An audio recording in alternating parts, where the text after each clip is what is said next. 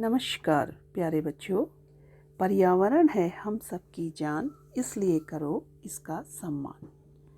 आप सभी को विदित है कोविड-19 के कारण विद्यालय बंद हैं, जिस कारण 25 जुलाई, जिसे हम श्रीदेव सुमन की पुण्यतिथि और हरियाली दिवस के रूप में मनाते हैं, इस वर्ष हम नहीं मना पाए, पर बच्चों द्वारा अपने अपने घरों में वृक्षारोपण किए गए।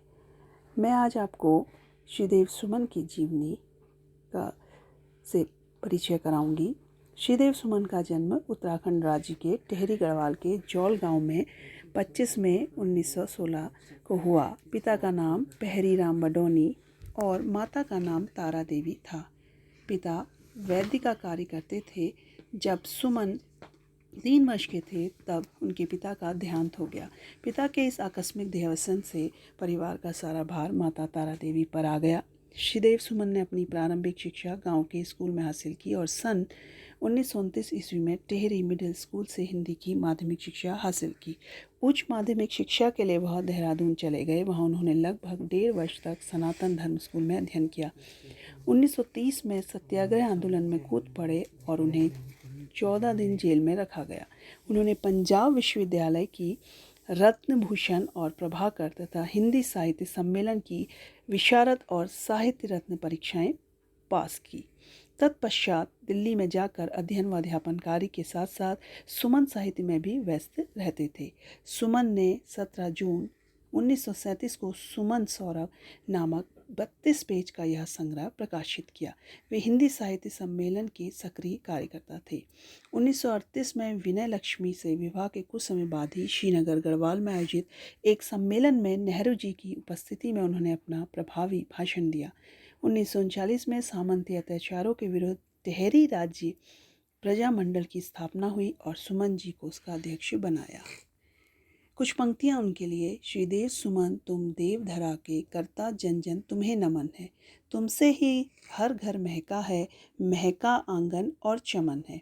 बाधाओं को लांघा तुमने, झंझावतों से टकराए, तूफानों के तेज बवंडर नेक इरादों से घबराए। तुमने जग को खुशियाँ बांटी, युग का कड़वा जहर पिया है। बिना तेल की बाती सा जल, ज्योते दिन पल बहर किया है। तुमने शोषण की ज्वाला में तपकर धार बहाई ठंडी, हंस हंस कर तुमने तय की है जीवन की दुर्गम पगडंडी। इनका जीवन बहुत कष्टों भरा रहा। 1942 के भारत छोड़ो आंदोलन में वे 15 दिन जेल में रहे। 21 फरवरी 1944 को उन पर राजद्रोह का मुकदमा भी लगाया गया। शासन ने बौखलाकर उन्हें काल कोठरी में डालकर भारी हथकड़ी व बेड़ियों में कस दिया।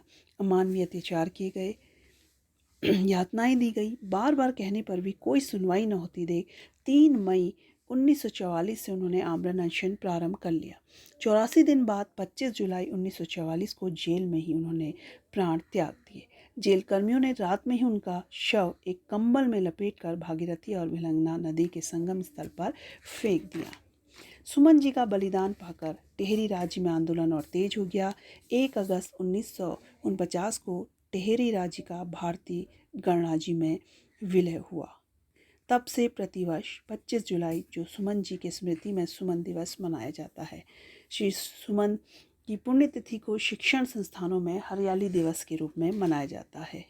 तो प्यारे बच्चों, आप सभी जानते हैं कि जब हम इनकी पुण्यतिथि को प्रतिवर्ष हर्षोत्साह उल्लास के साथ मनाते हैं, तो इस वर्ष भी हम ये संकल्प करें कि हम एक एक पौधा लगाएंगे और आने वाले कल को खूबसूरत बनाएंगे और श्रीदेव सुमन की पुण्यतिथि को पौधारोपण कर उन्हें श्रद्धांजलि अर्पित करेंगे। अब अंत में मैं कुछ पंक्तियाँ आपको बताऊंगी। शत शत तुम्हें प्रणाम, हे वीर तुम्हें शत शत प्रणाम। श्रीदेव सुमन तुम रणगंजन, वीरों के हो तुम प्रण सर्जन। अभिमान न तोड़ा तुमने निज, तुमसे वीरों के कीर्ति धाम। अथा निज यह स्वार्थ भुलाया, जग कुटुंब यह पाठ पढ़ाया। आबादी पर जीवन अर्पण कर तुम विदा हुए राम। 84 दिन का कर अनशन, तुम जीत आज़ादी का रण। मरण वरण कर देव शरण हो, स्वर्णाक्षरित तुम्हारा नाम। आओ श्रद्धा सुमन चढ़ाएं, उसकी पावन स्मृति दोहराएं, जो दृष्टांत बना वीरों का। अमर कीर्ति लेकर अभिराम, शत शत तुम्हें प्रणाम, हे वीर तुम्हें शत शत प्रणाम। तो सभी को हरियाली दिवस की हार्दिक शुभकामनाएं। धन्यवाद।